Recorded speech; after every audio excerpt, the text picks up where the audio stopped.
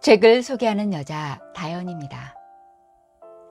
오늘 소개해드릴 책은 김창옥 강사의 당신은 아무 일 없던 사람보다 강합니다 입니다. 스타 강사이면서 소통의 달인, 강사들의 롤모델로 불리는 그가 전하는 따뜻한 삶의 이야기, 지금부터 만나보시겠습니다. 삶이 보내는 사인. 속이 상해서 눈물이 날 때도 있고 좋아서 눈물이 날 때도 있습니다. 한 번은 피아노 연주를 하는 후배와 함께 강연을 진행하다 눈물이 난 적이 있습니다. 그저 좋아서요. 좋아서 눈물이 날 때는 마음이 건강해진다는 신호인 것 같습니다. 저는 대부분 강연을 혼자 준비하고 혼자 진행합니다. 다른 강연자들은 강연 자료를 준비해주는 분들이 계시지만 전 줄곧 혼자 했습니다.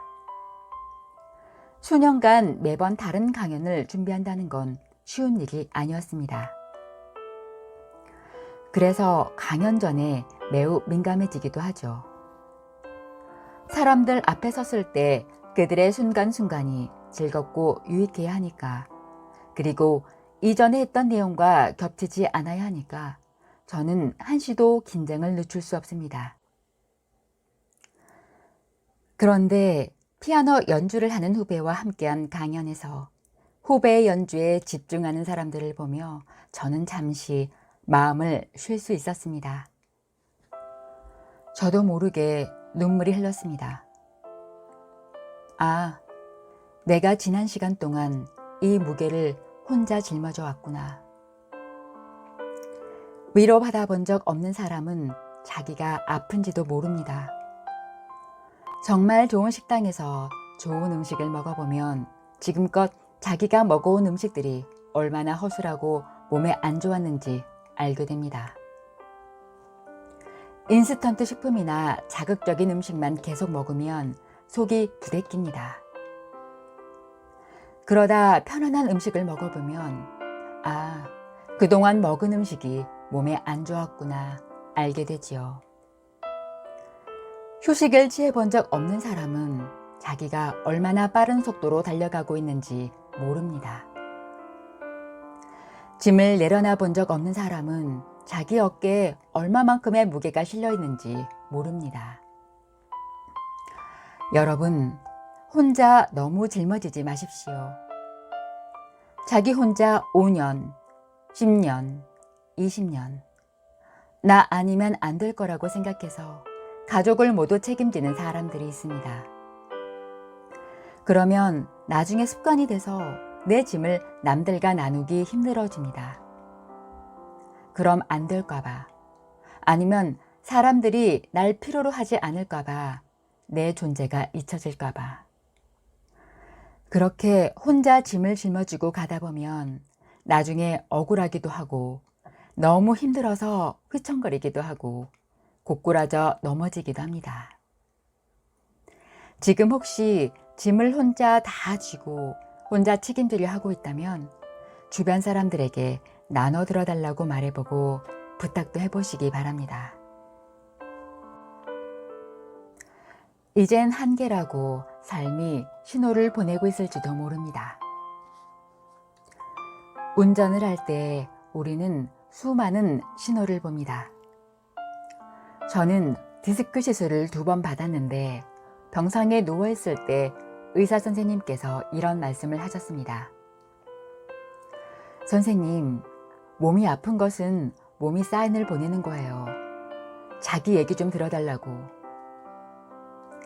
마음이 아플 때, 몸이 아플 때, 누군가의 이야기가 갑자기 잘 들릴 때, 무언가 나에게서 빠져나가고 떠날 때, 내 몸에 힘이 없을 때, 삶이 내게 보내는 사인을 들어보십시오. 그리고 최근에는 또 다른 사인이 있다는 걸 알게 됐습니다. 계속 반복되는 일이 있을 때 그것 역시 사인입니다. 저에겐 반복되는 사인이 하나 있습니다. 바로 제 연구소에서 함께하다 떠나가기를 반복하는 직원들. 연구소에 들어왔다가 짧으면 1년에서 3년, 길면 5년에서 6년 정도 있으면 저와 문제가 생기든 본인에게 문제가 생기든 떠나는 거예요.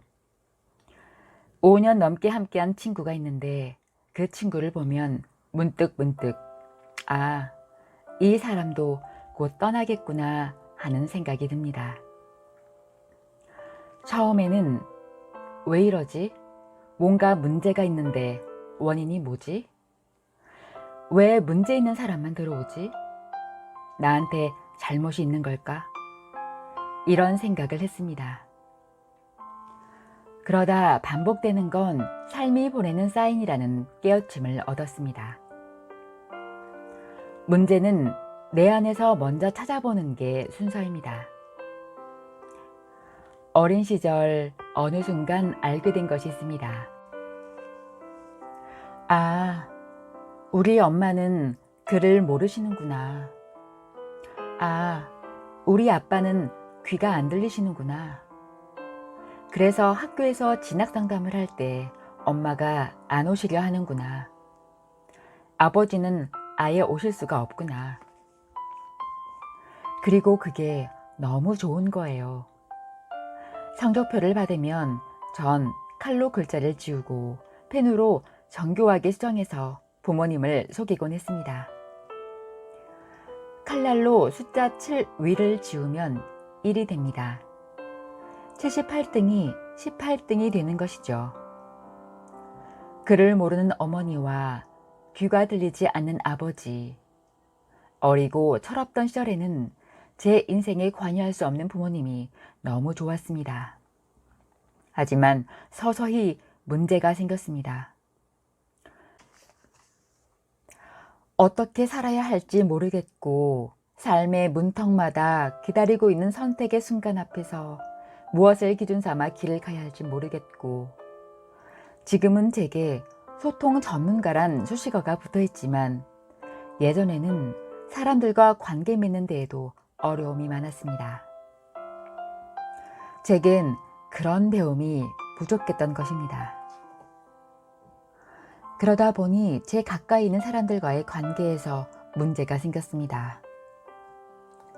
강연을 할 때는 인상도 쓰지 않을 뿐더러 어떻게 하면 재미있게 말할까만 생각하는데 직원들 앞에서는 나를 믿고 여겨온 사람들에게 어떻게 하면 이 중요한 걸 알아듣게 이야기하지? 라는 강한 중압감을 받았습니다. 상대가 원하지 않는 것을 원하지 않을 때 강력하게 주려고 하는 그것만큼 상대를 힘들게 하는 것도 없습니다. 이건 오지랖입니다. 건강한 오지랖이 아니죠. 직원들 앞에서 저는 과도한 오지랖을 부리곤 했던 것입니다. 직원들은 말은 못하죠. 틀린 말을 하는 것도 아니고 자신들에게 도움을 주고자 하는 마음 정도는 전달됐을 테니까요. 하지만 버거웠겠죠. 그러다 떠나는 것이었습니다. 저는 그때마다 결심했습니다. 그냥 혼자 하자. 더 이상 제자 같은 직원은 받지 말자. 나만 상처받는구나. 왜 사람들은 내 마음을 알아주지 않을까? 그런 반복의 끝에서 이건 내 오지랖이었구나를 깨달았습니다. 그것도 모르고 그간 혼자 억울해한 거죠. 혹시 열심히 살았는데 억울하다면 왜 억울한지 한번 생각해 보세요. 억울한 사람들은 열심히 산 사람들인 경우가 많습니다. 띵까띵까 놀며 산 사람들은 덜 억울합니다. 하지만 수십 년간 열심히 산 사람일수록 근데 내 주위는 다 왜 이 모양이지? 난 정말 재수도 없고 인복도 없나? 난 정말 진심으로 열심히 살았는데 왜 그걸 알아주지 않은 거지? 하고 억울해합니다.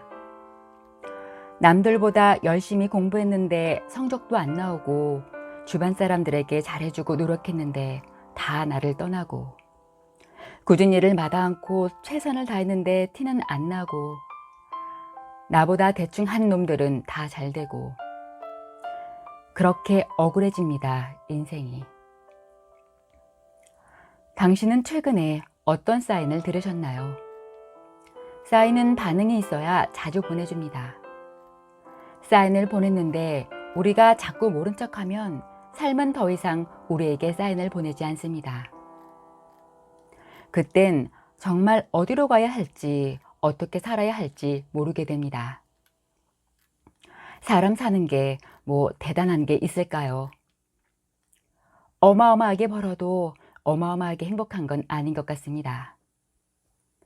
돈이 많다고 다 행복할까요? 나무가 크면 그늘도 큰 법입니다. 있으면 있는 대로, 없으면 없는 대로 힘듭니다. 너무 혼자 낑낑대다 필요 이상의 억울함을 느끼지 마십시오. 그렇게 세상과 사랑을 믿지 않고 자기 혼자 회색빛 공간에서 살지 마십시오. 여러분의 삶이 억울해지지 않았으면 좋겠습니다.